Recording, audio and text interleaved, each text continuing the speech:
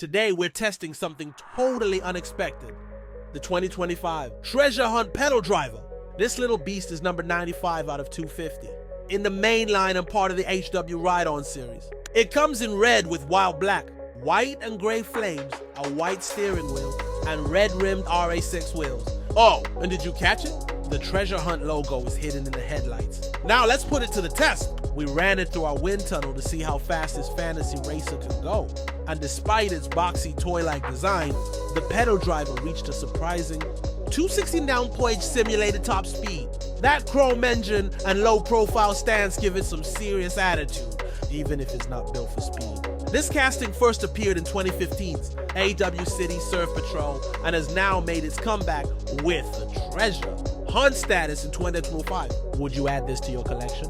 Drop a comment below and don't forget to subscribe to We're Wonderland, and we drop new tests and diecast stories every night at 8 p.m. set.